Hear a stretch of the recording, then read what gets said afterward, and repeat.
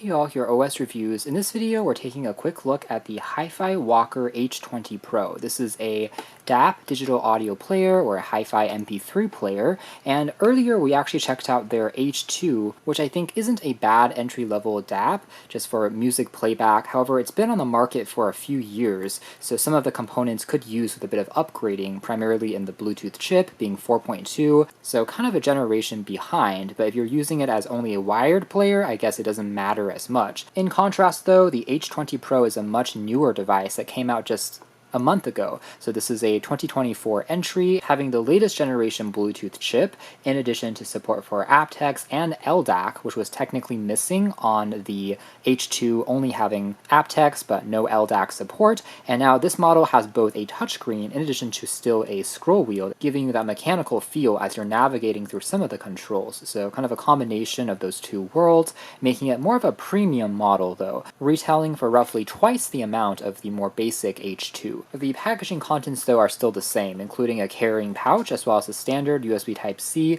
data, and sync cable. No headphones are included in the box, but for the intended demographic of folks that really want to get a more premium music player, they would probably invest more or already have a better sounding pair of headphones ready to use. Now, from a construction point of view, the H20 Pro still feels really premium, built out of glass as well as zinc alloy as part of the shell. It's a solid unibody chunk of metal that feels quite nice as you're holding it, with slightly rounded corners on the edges, making it a little easier to grip. And I think it kind of rivals the design from more modern players that perhaps Sony Walkman still produces for audiophiles, as well as brands like HiBy that we've checked out in the past, as well as Fio, so on and so forth. And something that we discussed earlier with the H2 is, although dedicated MP3 players or DAPs are kind of a dying breed for the average consumer because smartphones have mostly replaced this category, and so the remaining options on the market like this one cater more towards audio enthusiasts, folks that want higher resolution, more detailed playback that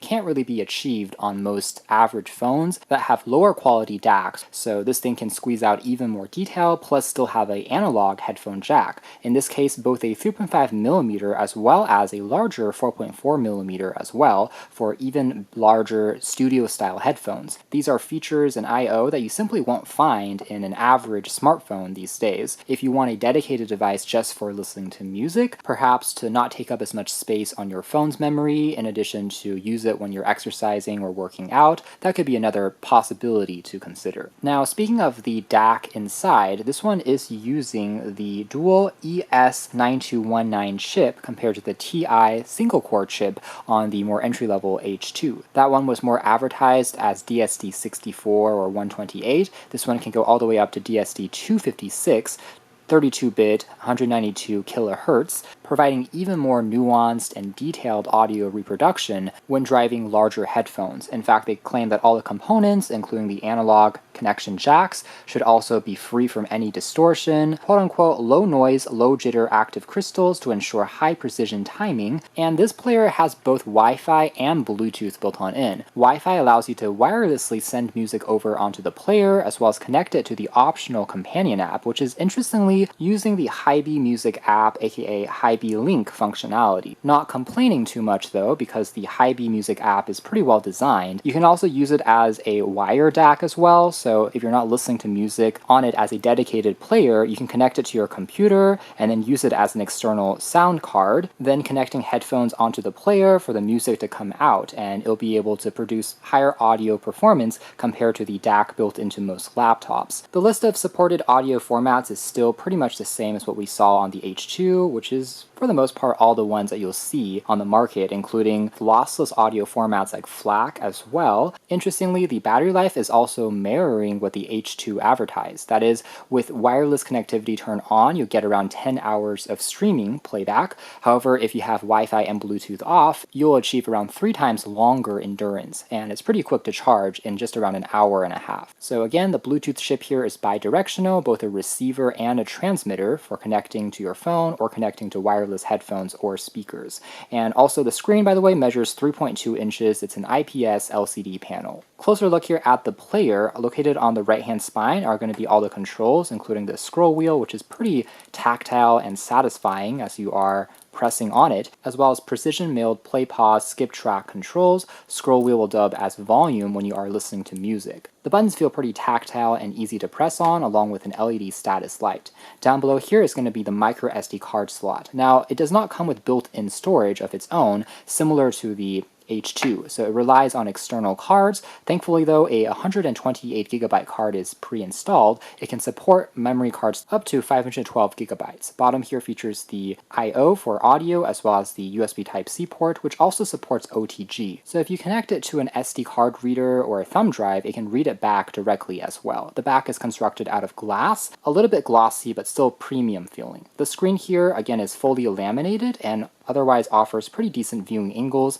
There's kind of a lock screen to prevent any accidental touches if it wakes up in your pocket, and there's also gestures like double tap to wake that you can enable as well. Now the operating system here seems to be a proprietary one based on Linux as opposed to just using standard Android. And what that means is you aren't really able to install third-party apps or APKs, for instance. It still is primarily just designed for music listening. For instance, the main tab here is just going to show your music immediately that you can jump back and forth between, or use the slider here to sort through tracks alphabetically by default. Subfolders allow you to further sort by albums, artists, as well as genre information. The next tab goes into your favorites, which you can further sort by recents as well as other playlists that you create or new tracks that were recently added, and then going over to the cover art information, a larger expanded view that will also show again where you are in the track that you can scrub back and forth between. Again, we still have physical controls. Even though the touchscreen does feel pretty responsive, they can be handy if you're wearing gloves, for instance. I can hold for a few seconds to scrub between parts of the track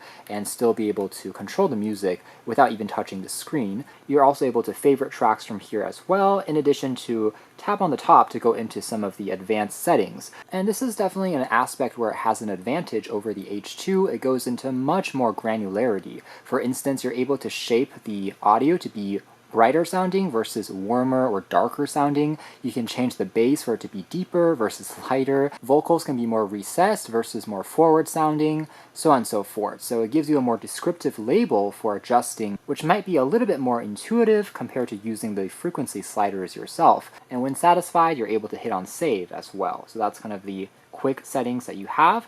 Down below here, you can also tap on the three dots to pull up additional options, including more equalizer options. So here we're able to find the aforementioned more traditional frequency sliders, as well as go through a loop in addition to a shuffle mode if you want to randomize the sequence of tracks that you're listening to. We can also swipe over from the left of the screen to go back onto this previous page that we were on. Otherwise, the final tab here goes into more advanced settings. This is where we're able to control both Wi-Fi as well as Bluetooth, turning them on or off. And just to serve as a quick example, if we tap on a new Wi-Fi network, you'll also pop up with a keyboard that you can use to type in the password. And if we tap on receive songs via Wi-Fi, as long as your phone as well as the music player are connected to the same network, you're also able to wirelessly transfer content over. And additional playback settings allow us to control the DSD output method as well as gain. If the player has powered off and then turning on again, we can also resume from the last track starting from 0 seconds, or we can resume the exact position mark, which might be useful if you're listening to a longer audiobook, for instance, along with modes like gapless playback, so it won't really pause between certain tracks, as well as adjusting properties like the balance and maximum volume level can also be set under the more advanced menu here. Under system settings, we're also able to change the language, change the screen brightness, which by the way looks to be quite decent.